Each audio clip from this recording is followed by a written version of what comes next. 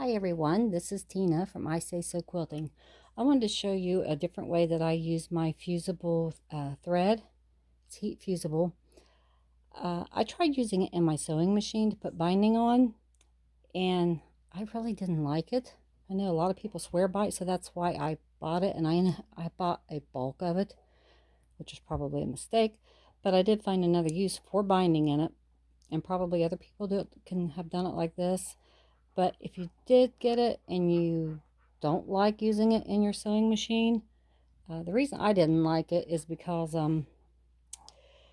I like to put my binding on by machine on the front of my quilt, and then I like to flip it over and then hand sew the back. I just think it looks nicer. That's just my personal preference. I have never had luck sewing it on with the machine without getting it off or way up high.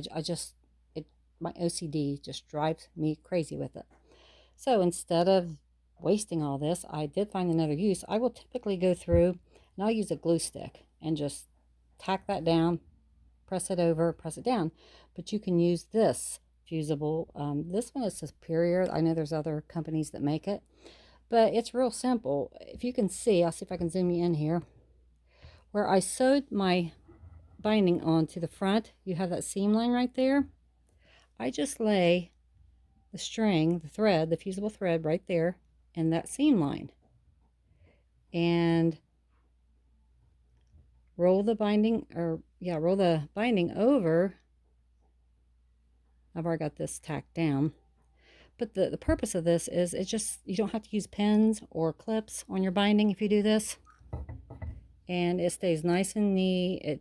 Like I said, I've used regular kids water soluble craft glue like that you would use at school with a lot of success. Never had an issue. I know they make it for fabric. I use even stuff from the Dollar Tree, but this works good too, and I'm not wasting it. And see, it's holding that down. So when it goes to be sewn on by hand, you're not going to have all those wonkiness, and it's just going to be a real smooth job to go ahead and whip that down by hand. And you're not worrying about pins or clips getting dropped and lost and all that. But I just want to show you another way. And usually when you heat it up, it will kind of, let me see if I can, oops, sorry about the jar there. I've got this right in front of my ironing board. It will sometimes end up melting the string right here. And you just tuck it back in and continue where you left off at. But I'm going to do this all the way around that quilt. And I just want to share that idea with you in case you have some of this and you've not tried it in your sewing machine, or you're afraid to try it, or you tried it and you don't like it. Instead of wasting it, this is an idea. You could also probably do this under applique, just to tack stuff down while you're sewing. And I have not tried it in my serger. It may be a world of difference if I do that. So I will probably eventually try this on my serger.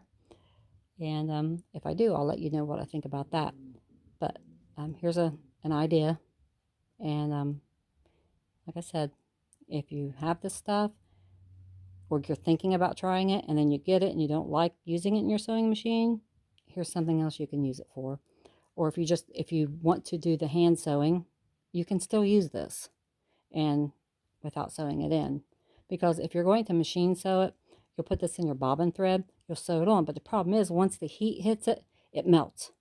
Well, when it melts, if your heat isn't just right on it, it's going to actually, everything you just stitched with this, it's going to come undone. That's why I didn't like it. But this way, it's sewn on with regular thread, and then I'm just wrapping the binding around, tacking it down with this. So, I hope you found this useful. If you did, please like, and I would appreciate it if you would subscribe. Everyone have a fantastic day, and you can do this. I know you can, because I say so. Bye, everyone.